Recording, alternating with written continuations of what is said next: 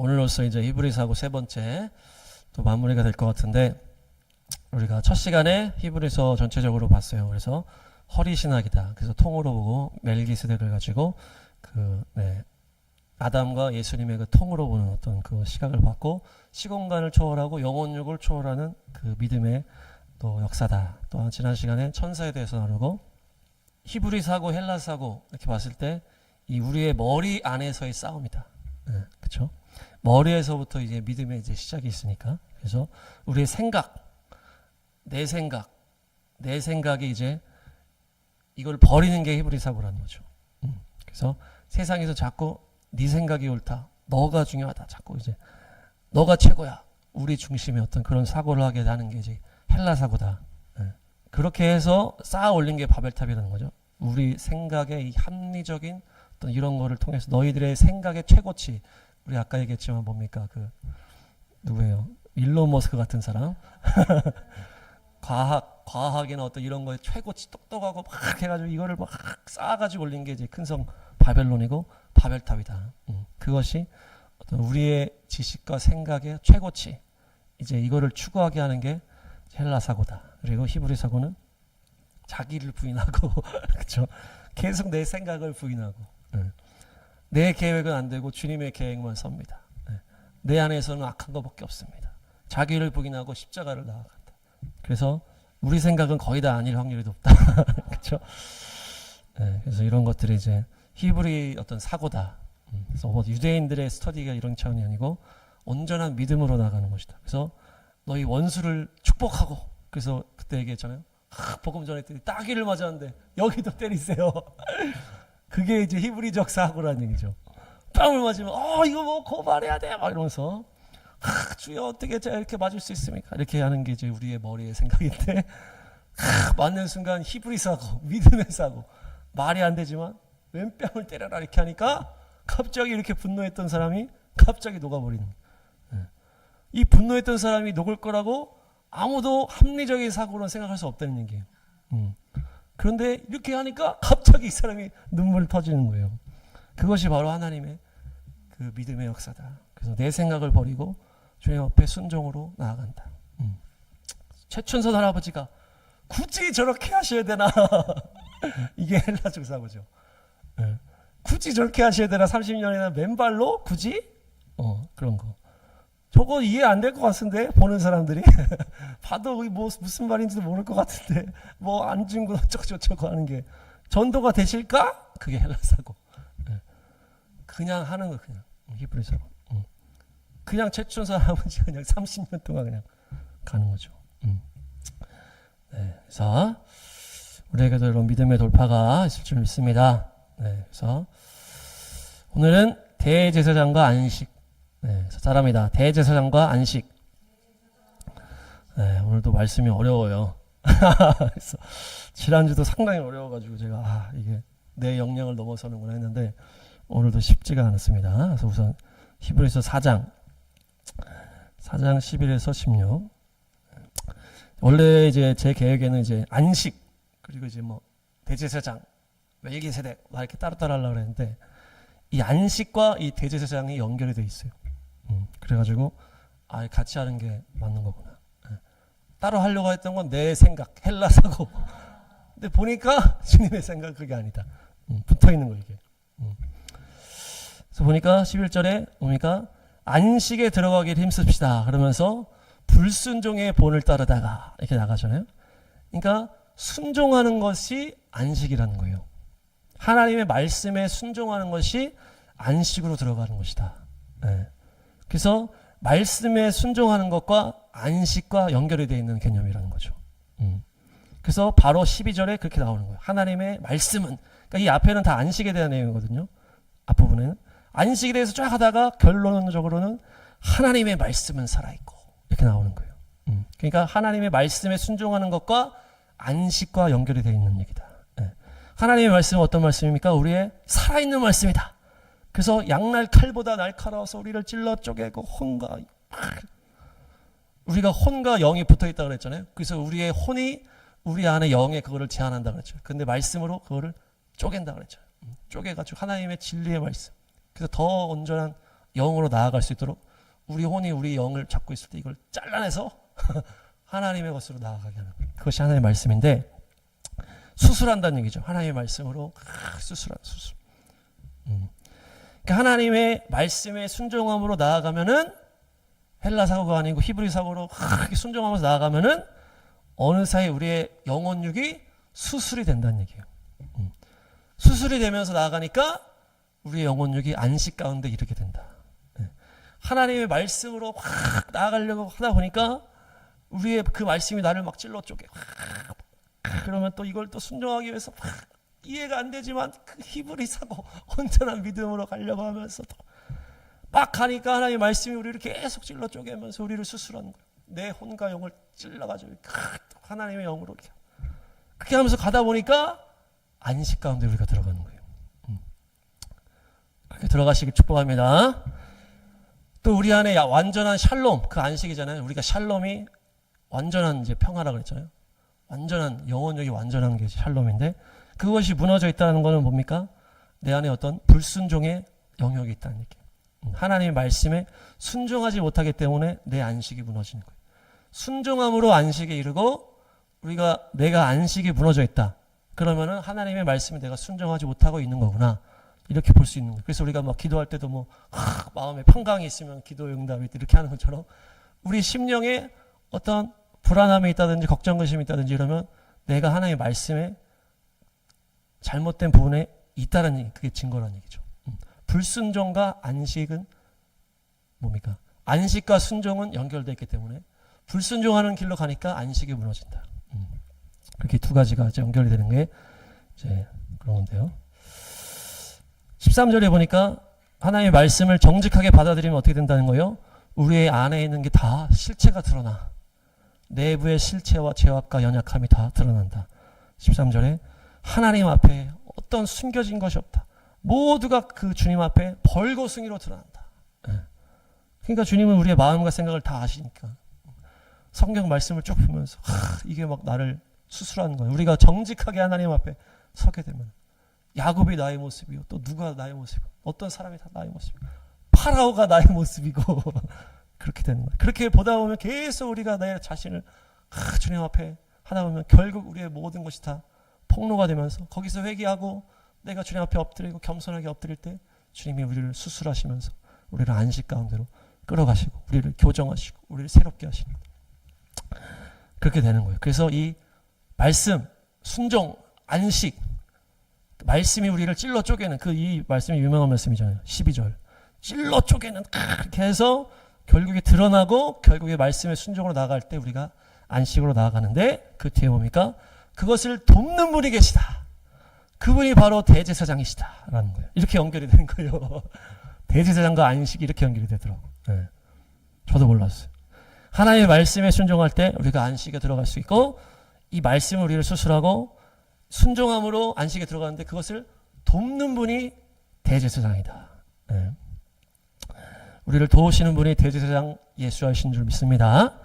그래서 그 뒤에 대제사장에 대한 얘기가 쭉 나오고 이제 멜기세덱 얘기도 쭉 나오는 거예요. 거기 끝까지 나가더라고요. 계속 대제사장 얘기. 네. 그게 중요하다는 얘기죠. 네. 그래서 말씀에 순종하기 위해서 돕는 분이 대제사장이시고 예수님이신데 그분은 우리의 15절에 연약함을 잘 아시는 분이다. 우리를 동정하지 못하시는 분이 아니다. 우리의 연약함을 잘 아시는 분이기 때문에 우리의 사랑의 아버지시오, 우리의 신랑이시오, 우리의 친구이시다. 중요한 것은 주님께서 어떻게 아신다? 이 땅에 똑같이 사셨다. 그래서 아시는 거예요.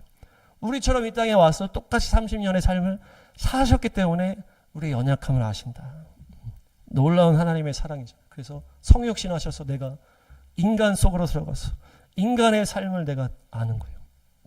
그래서 그분이 우리를 대신해서 죽으시고 부활하시고 문을 여시고 모든 문을 여시면서 우리를 도우셨다. 그래서 우리가 주님의 능력 때문에 담대하게 주님의 보좌로 나아갈 수가 있다. 주님의 자비와 은혜를 힘입어서 그래서 말씀에 순종함으로 주님의 능력을 힘입어서 말씀에 순종하게 되어서 안식까지 나아간다. 이렇게 되는 거예요. 예수와의 능력을 힘입으시길 바랍니다. 근데 주님이 우리 연약함을 아신다. 이것이 어떤 주님의 그냥 착한 성품 때문만이 아니라는 거예요. 그냥 주님이 착하셔. 주님은 선하시고 우리를 사랑하시니까 착하시기 때문에 우리를 도와주시고 우리를 이해해 주시고 우리가 넘어져도 다 이해하셔. 주님도 똑같이 인생 사셨기 때문에 우리가 연약한 것도 아셔. 넘어져도 다 이해하셔. 어떤 이런 어떤 감정적인 차원이 아니고 대제사장이라는 어떤 그 직책 안에 비밀이 있다는 거예요. 그래서 한번 5장부터 이제 대제사장의 얘기가 나오는데 대제사장은 누굽니까? 대제사장은 제사를 진행하는 존재다. 사람이다. 제사를 진행하는 존재다. 네. 그래서 지금으로 따지면 예배를 진행하는 목사님이다.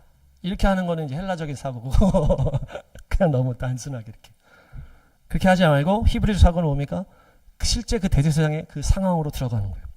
그 상황으로 정확하게 가서 보고 어떻게 되는 건지를 아는 거다. 그냥 제사를 했고 이제 예배를 진행하니까 목사님이나 대제사장이 비슷하다 이런 차원이 아니고 더 깊이 들어가는. 대제사장은 누구부터 시작했습니까?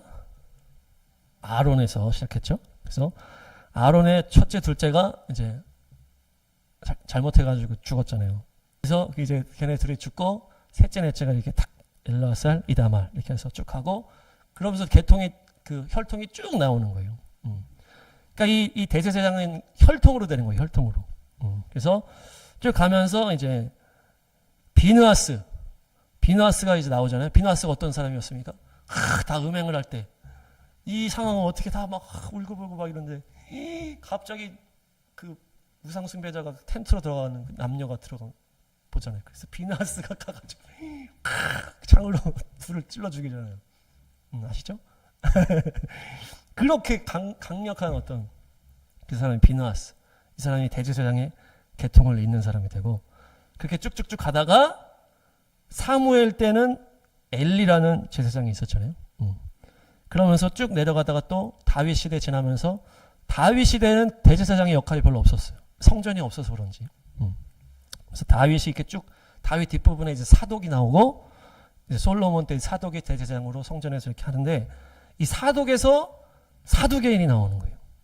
대제사장의 어떤 그 계통이 이 사독 계통으로 가면서 이 어떤 이 혈통적인 거니까. 그래서 이 사두개인이 또 엄청난 이렇게 세력을 이렇게 나중에. 그래서 예수님 시대 때도 사두개인이 딱 나오잖아요. 쭉 오다 보면 또 여호야다 제사장이 있었잖아요. 그래서 요아스 왕을 막 옆에서 챙겨주잖아. 그래서 130살까지 살았어요. 요아스 왕을 챙겨주다 보니까 요아스가 안 변해 자꾸. 그래서 원래 120살에 죽어야 되는데 10년을 더 요아스를 챙겨주다가 마침 죽으니까 요아스가 또 바꿔버리잖아. 뒤집어. 그래서 오히려 이 대제사장 여호야다의 아들을 죽여버리잖아요. 요아스가. 그런 이야기가 이제 대제사장 얘기고 맨 끝에 요시야 때는 또 이 토라를 발견하는 대제사장이 이제 hil기야라고 나오고 쭉 나오다가 성전을 재건한 인물이 이제 누굽니까? 성전 재건한 대제사장이 나오는 거. 그 선지서의 뒷부분에 보면은 네 글자. 수르바벨 총독이랑 같이 나오는 사람 있잖아요. 뭐 느헤미야에도 나오고 뭐 스가랴에도 나오고 이렇게 나오는데 갑자기 질문을 하니까 여호수아 대제사장이 나옵니다. 다 아시는데 이제 생각이 안 나는 거죠. 여호수아 대제사장이 거의 이 구약 성경의 맨 마지막에 나오는 대제사장이에요. 그래서 그 성전을 재건하는 이렇게 나오고 이제 뭐 이 소선지서에 쭉쭉쭉 나오면서 이제 환상에도 나오고 막 이렇게 여호수아 대제사장. 그러니까 재밌게도 구약의 맨 마지막 대제사장 이름이 여호수아야. 예수님이랑 이름이 똑같잖아요. 여호수아가 예수님 이름이죠. 근데 구약의 맨 마지막 대제사장 이름이 여호수아. 그리고 탁 이제 예수님이 나오는 거예요. 그러니까 이 가문에 이렇게 있고 혈통적인 게 나오는데 성경에 보면은 대제사장은 성소를 떠날 수 없다 이렇게 하고 있어요. 그 성소에서 못 나가. 얼마나 이게 중요한지. 그래서 이제 엘리가 그 실로에 있는 그 성소에서 계속 살았잖아요. 그래서 계속 이제 사무엘이 거기 들어가서 같이 산 거고 그때는 성전이 없었을 테니까. 그만큼 이제 존재가 이제 특별한 존재가 대제사장이고 예수님도 성전에 가시더니 집에 안 가려고 그랬잖아요. 내 아버지 집입니다. 그래서 마치 대제사장처럼 집에 안 가려고 그래.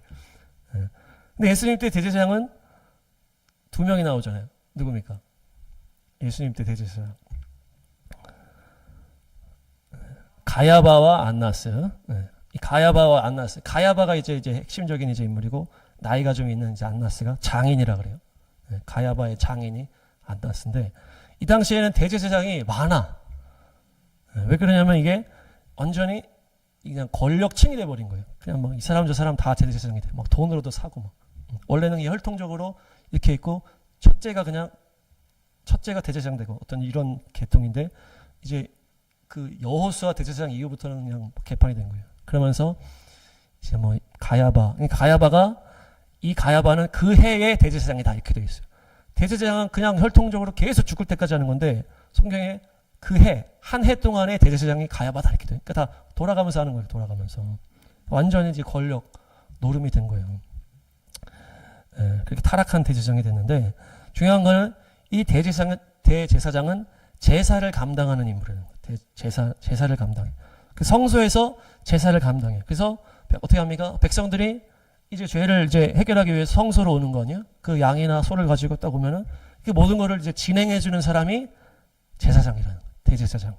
대제사장이 이제 제사장의 이제 대표니까 제사장으로 이렇게 봤을 때 재물을 가져오면은 이제 그런 걸 다 진행하는 거잖아요. 그래서 너의 죄를 당신의 죄를 이 재물에게 안수하고 다 고백을 하세요. 그다음에 당신이 죽이세요. 그 사람이 가져온 사람이 죽여야 되잖아요. 죽이고 이제 그거를 뭐 나누고 이렇게 하고 막 불태우고 하는 거를 제사장이 다 도와주는 거예요. 그래서 또 이제 율법에 보면은 뭐 나병 걸린 사람도 제사장이 가서 확인해주고 이렇게 해주고. 그리고 또 그래서 예수님이 나병 환자한테 고쳐준 다음에 너가 제사장한테 가서 이거를 마무리해라 이렇게 하거든요.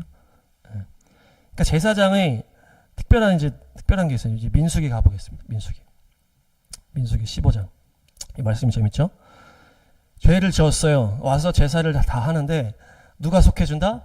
제사장이 속해주는 거예요. 속해줘. 그러면 그 사람이 속죄를 받는다. 이건 무슨 말입니까? 이 죄를 지은 사람이 재물을 가지고 오고 막 이걸 다 하는 거를 제사장이 보면서 도와주고 다 한 다음에 그 다음에 죄를 됐습니다 하면서 이거를 선포해 주는 거예요. 이게 중요해요. 제사장이 당신의 죄가 용서받았습니다. 지금 하나님 율법대로 이 사람 데려와가지고 이렇게 다 하고 이렇게 죽이고 하는 걸 다 보면서 잘했습니다. 이제 이렇게 했기 때문에 당신의 죄가 용서받았습니다. 이렇게 선포해 주는 거예요. 제사장이 이걸 선포해 주는 사람이라는 거예요. 그러면 그가 속죄를 받을 것이다 이렇게 되거든요. 이런 말씀이 쫙 많아요. 제사장이 죄를 속해주면 네가 죄를 용서를 받는 것이다 이렇게 돼 있어요. 그러니까 속죄를 선포하는 인물이 제사장이라는 거예요. 그래서 우리가 예수님 시대에 예수님께서 중풍병자를 소자야 네 죄 용서함을 받았다 이렇게 하잖아요.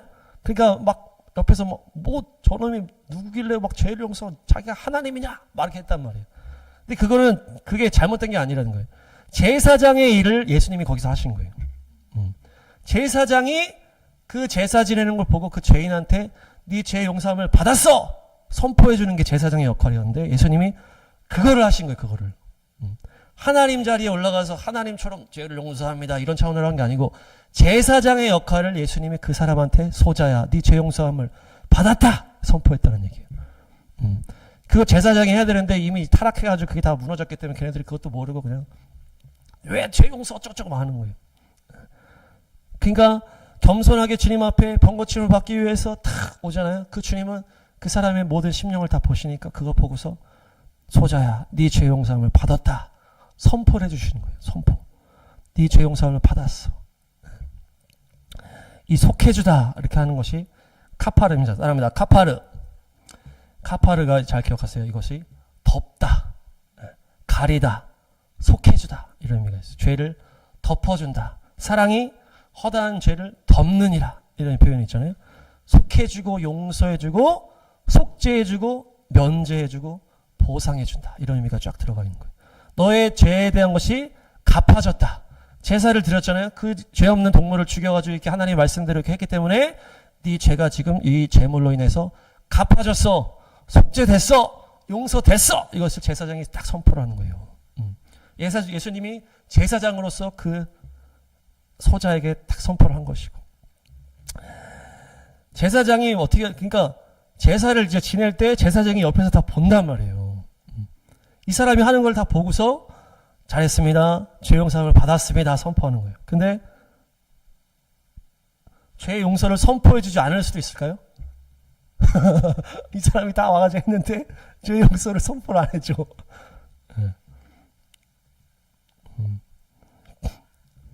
그러니까 이게 이 권세가 엄청난 권세인데, 그러니까 제사장이 이거 거기로 가보셔야 돼. 히브리 사고로 그 현장으로 가야 돼. 사람들이 죄를 이제 해결하기 위해서 동물을 가져와가지고 이렇게 했는데 제사장이 막 본단 말이에요. 이걸 다 본단 말이에요. 다 보고 하는 걸 다 보고 이 사람의 태도나 말을 다 본단 말이에요. 이 사람이 어떻게 어떤 마음으로 하는지를 다 본단 말이에요.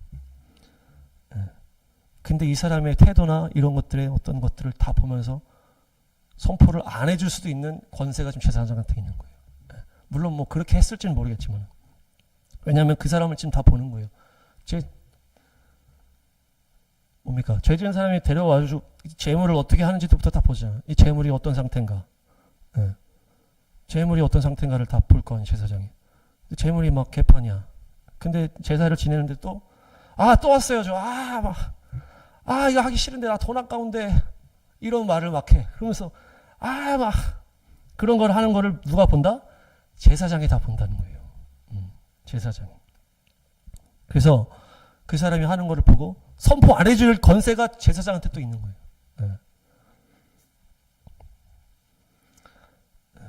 그래서 예배가 타락할 때 그런 얘기가 계속 있잖아요. 예수님이 말라기에서도 니네가 그렇게 뭡니까?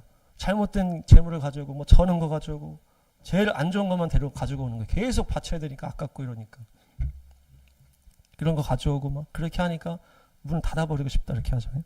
그러니까 사람들의 그만큼의 그 제사가 개판이었다는 것을 알려주고 그것을 제사장이 보고 있었다는 것이에요. 그렇게 타락해져 가는 것을 제사장이 그것을 교정할 수 있는 그 정도의 위치에 있는 사람이에요. 너가 지금 네 태도가 지금 이러면 되겠어? 너 다시 가. 너 재물 다시 가져와. 그럴 수도 있는 거야. 너가 지금 뭐 말하는 거 보니까 너 지금 전혀 뉘우침이 없어? 다시 가. 죄 용서 안 해줘. 이럴 권세가 제사장한테 있다. 그러니까 그것을 다 보고 판단하는 게 이 제사장의 권세라는 거예요. 그 사람을 다 보고서 판단해서 죄 용서를 선포하는 거예요. 그러니까 예수님이 바리새인들을 보고서 예수님이 제사장의 역할로 바리새인들을 다 보잖아요. 태도를 다 보잖아요. 이들의 교만한 걸 보고 이들의 속마음까지 다 보잖아요. 이 독사의 자식들아. 너희들은 천국문을 막고서 다른 사람들 못 들어가게 하고 화 있을진저 바리새인들이 서기관들이. 예수님이 제사장으로서 얘네들 실제로 보니까 이거 안 되겠는 거예요. 얘네들. 세례요한도 마찬가지지만. 그러니까 미국 법정 같은 데 보면은 영상 보면은 이렇게 있잖아요. 막 범죄 해놓고서 저는 뭡니까 그거. 나는 뭐 나이가 어리니까 뭐 해보든지 말든지 막 이렇게 하는 애들 있잖아요. 흑인들 막 사람 죽여놓고 막 전혀 뉘우치지 않고 이러면은 뭐가 추가돼요? 괘씸죄가 추가되는 거예요. 지금 보는 거 재판장이 지금 얘가 지금 죄인인데 얘 태도가 지금 이게 지금 뉘우치고 있는 건가? 이게 보는 거예요. 주님이 그걸 보시는 거예요, 지금. 제사장의 역할로 예수님이 그걸 보시고 주님께서도 보시고 실제 제사장도 그걸 볼 수 있는 위치에 있고 그것을 자기가 판단해서 선포할 수 있는 위치에 있었다는 게 바로 제사장이라는 거예요. 그래서 예수님 소돔과 고모라 멸망시킬 때도 직접 오셨잖아요. 천사를 데리고. 그래서 확인하는 거. 가서 보는 거예요, 지금. 얘네 진짜 멸망시킬 상황인가. 가서 보고서 진짜 상황이구나. 딱 끝나는 거예요. 그래서 마지막 때도 두 증인이 그 역할을 한다고 했잖아요. 막 다 배도하고 다 그렇게 했을 때 두 증인이 나타나가지고 마지막 이렇게 할 때 사람들이 다 이미 막 다 배도해가지고 다 막 마음이 찔리니까 또 뭐 그때까지 끝까지 지키는 사람은 또 두 증인으로 해서 깨어날 사람이 있을지 모르겠지만 두 증인이 죽으니까 모든 백성이 다 선물을 보내고 그런다 그러죠. 그만큼 두 증인이 마지막 그 배도한 사람들 다 찌르는 역할을 한다는. 그러니까 그렇게 다 확인하고 마지막 심판으로 들어가는 거예요. 마지막 때도 두 증인 사역으로 하고 소돔과 고모라 때도 천사가 2명이 딱 들어가죠. 그러니까 이것을 보고 확인하는 게 제사장의 역할이라는 거예요. 하나님께 제사하는 것을 보고 이 사람의 태도라든지 이 사람의 말하는 거라든지 재물을 가져오는 거라든지 이런 걸 다 보고 용서를 선포하고 이렇게 하는 것이 제사장이다. 그러니까 그만큼 이 제사장의 권세가 있는데 이 제사장이 예수님이 제사장이 되셔서 그러니까 예수님이 우리의 그 형편을 잘 아시는 분이시다. 그게 그래서 중요하다는 얘기예요. 제사장이 그렇게 그것을 쫙 보고서 그렇게 선포하고 이걸 결정할 수 있는 권세가 있는데 그 예수님이 우리의 모든 연약함을 아시는 분이야. 이렇게 제사장이 이거를 이해하냐 못하냐 그렇게 중요하다는 거예요. 그 대제사장께서 우리 예수님께서 인간으로 오셔서 사셨기 때문에 그들의 죄악의 그 연약함을 동정하실 수가 있다. 그렇지만 어떻게 됩니까? 그분은 죄가 없으시다. 이렇게 얘기하시는 거예요. 동정하실 뿐만 아니라 죄가 없는 분이시다. 제사장은 어때요? 지금 우리 재판관들이 다 제사장이라는 거예요. 그때 따지면은. 지금 재판관들이 죄악이 있으니까 온전하게 판단할 수가 없는 거 아니에요. 공정하고 완전하고 판단할 수 있는 것이 죄가 없기 때문에 이게 가능한데 지금 우리 재판관들은 다 죄가 많아가지고 안 된다는. 근데 예수님은 그 제사장의 역할을 감당할 수 있는 우리의 마음과 형편을 이해하실 뿐만 아니라 죄는 없으시도다. 이게 그 얘기인 거예요. 주님께서 이 땅에 오셔서 우리를 똑같이 사셨기 때문에 이를 이해하실 뿐만 아니라 그분은 죄가 없으신 분이다. 그래서 우리에게 완전한 선택을 해주실 수 있고 우리를 완전히 온전하게 공의롭게 선택해 주실 수 있는 분이 바로 예수님이라는 거예요. 개판으로 제사를 지냈는데 뇌물을 막 줘가지고 좀 해결해 주세요. 이렇게 할 수 있다는 얘기예요. 근데 예수님은 그게 안 되는 거예요. 교만하고 아직 죄를 알지 못하는 자는 안 돼! 예수님 이렇게 하시고 겸손하게 주여 내가 죄인입니다. 그래 받아줄게. 죄의 용서를 선포 이렇게 해주시는 거예요. 그래서 예수님이 그 기도를 얘기하면서 바리새인이 저는 어쩌고 저쩌고 이렇게 하는 기도 또 세리가 주여 저는 죄인 이렇게 제사장의 역할로 판단하신 거예요. 그래 너가 용서함을 받고 넌 안 되겠다. 아직 안 되겠다. 이렇게 하신 거예요. 그게 예수님이 대제사장 되심의 그런 포인트다. 9장 11절 히브리서 9장 11절 특별히 우리 대제사장 예수님은 지성소로 들어가셨다. 이렇게 되죠. 그래서 9장 11절에서 14절 그러니까 실제 대제사장은 또 뭘 했습니까? 그 모든 민족의 죄를 떠안고 지성소로 들어갔잖아요. 대속죄일에.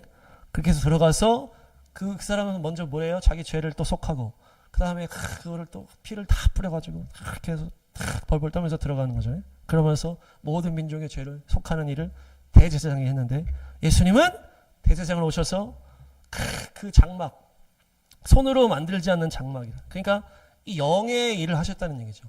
대제사장은 실제로 그 휘장이 있고 그 안에 이렇게 들어가가지고 이렇게 실제로 했지만 예수님은 그 휘장이 자기 육체 그걸 찢으시고 영으로 거기에 들어가셔가지고 그곳에 모든 죄를 해결하는 문제를 대제사장으로서 본인이 들어가서 영원한 구원을 이루셨다. 그러면서 그 본인의 피로 우리에게 이걸 뿌리셨다. 그러면서 여기 나오잖아요. 염소나 황소의 피, 암송아지의 죄로 우리가 깨끗하게 됐었는데 구약에서도 염소 뿌리고 염소피 뿌리고 황소피 뿌리고 암송아지 죄를 만들었잖아요. 그래가지고 그거를 물에 담가가지고 그거를 깨끗게 했단 말이에요. 그래서 부정판 사람들 뭐 시체를 만났다든지 이런 사람들한테 이 정결수를 뿌렸잖아요. 정결수를 뿌리는 일을 했는데 그 암송아지의 죄가 결국 뭐와 연결이 됐다? 예수님의 십자가와 부활에 연결이 된다 그러잖아요. 그래서 잠깐 보시면 정결하게 하는 물을 만들 때 붉은 암송아지를 태워서 잿물을 만든다. 그래서 지금 이스라엘의 제3성전을 만들기 위해서 붉은 암송아지를 그 어디라고 했죠? 미국 하여튼 뭐 댈러스인가 거기서 발견해가지고 5마리를 실로에 갖다 놨대. 실로. 그 실로 엘리가 있었던 사무엘이 있었던 그 실로에 갖다 놨는데 2마리는 탈락했고 3마리가 지금 있는데 깨끗하고 완전히 흠이 없는. 근데 이제 1마리만 있으면 된다. 그래서 하여튼 3마리 중에 1마리만 되면 되니까 막 보호하고 있다. 그래서 이것을 이제 탁 해가지고 이제 거기 이방인들이 더럽혀놓은 성전을 뿌려놓으려고 이렇게 하는데 그것이 결국 십자가와 부활과 연결되는 거예요. 한번 보겠습니다. 민수기 19장 2절. 흠없는 온전한 붉은 암송아지. 이 붉다라는 거는 이 아담에서 나온 거예요. 그러니까 사람을 말하는 거예요. 붉다라는 거는 사람을 말하는 거고 그리고 온전한 멍에를 매지 않은 이것은 흠이 없다. 죄 없는 것을 말하는 거고 암송아지가 파라르에서 나왔어요. 자, 따라합니다. 파라르에서 나온 단어다. 이 파라르가 완전히 부수는 것을 말해요. 부수다, 분쇄하다, 완전히 깨트리다. 그러니까 이 암송아지라는 이 단어 속에 주님의 십자가가 들어가 있는 거예요. 그 흠없는 인간으로 오신 십자가지신 예수님을 말하는 거예요. 멍에를 메어본 적 없는 붉은 암송아지가 흠이 없는 예수님, 인간으로 오신 예수님, 완전히 깨부심을 당한 예수님 이렇게 연결이 되고 그 죄를 19장 6절 백향목을 던지고 우슬초를 던지고 홍색 털실을 던진다. 이 백향목은 나무 십자가, 예수님의 십자가, 진리를 말하는 이 백향목과 연결이 되고, 우슬초는 뭡니까? 정결하게 하는 이거잖아요. 그래서 이 예수님이 어떻게 해요? 목마르다 했을 때 우슬초에다가 이거를 포도주를 해가지고 이렇게 하잖아요. 그러니까 이 십자가의 장면에 이 우슬초가 등장해요. 우슬초는 이렇게 해서 뿌리는 이런 건데. 그리고 홍색 털실이라는 건 뭐니까?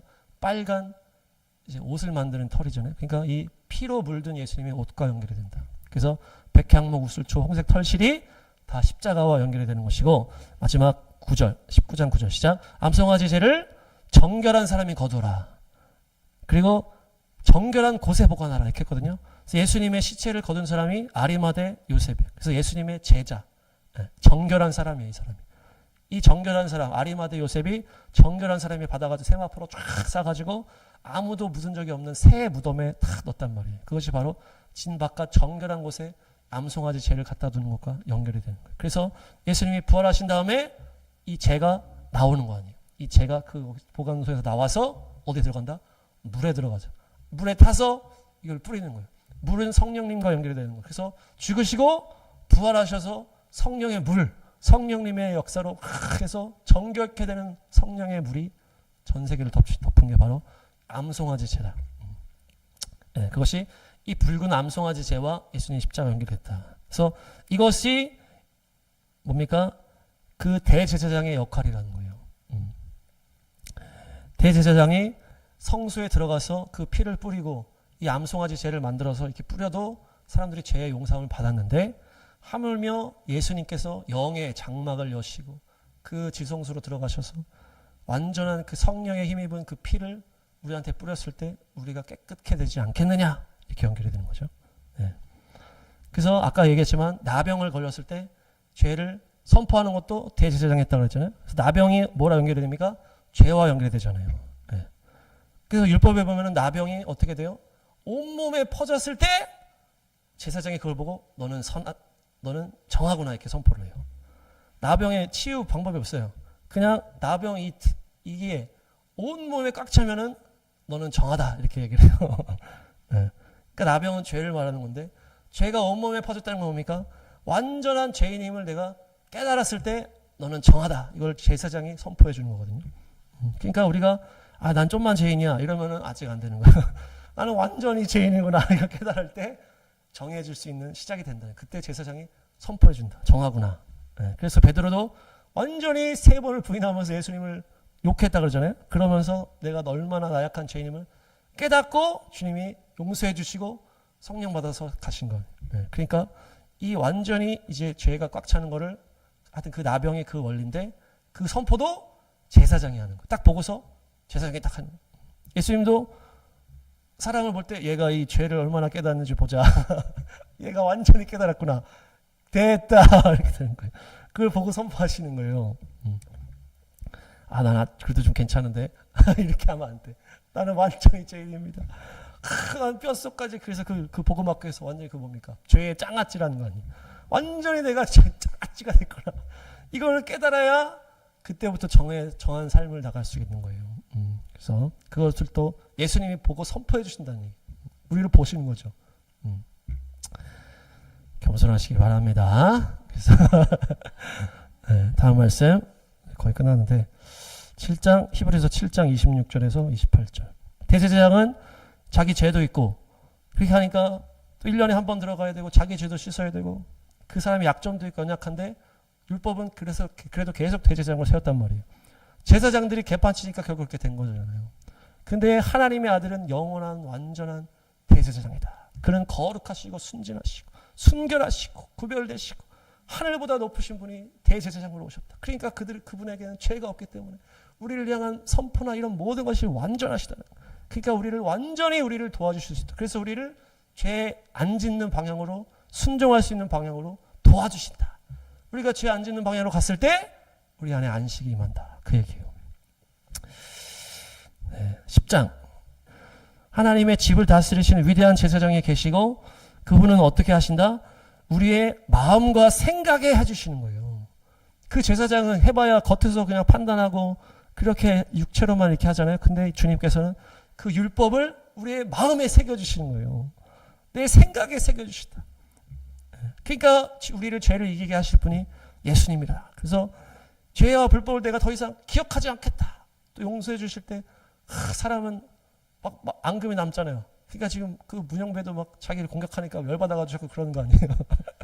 근데 주님께서는 너희들이 잘못했으면 어쨌든 죄를 딱 하면은 내가 다 잊어줄게. 다 기억하지 않겠다. 완전한 대제사장이라는 거예요. 그러니까 새로운 살 길을 열어주신 분, 그분이 위대한 제사장이다. 지금 하늘에 하나님의 집을 다스리시고 영으로 우리를 통치하시면서 우리의 마음과 생각에 그를 새겨주시는 분이 우리 예수님이시다. 그래서 우리가 22절 시작.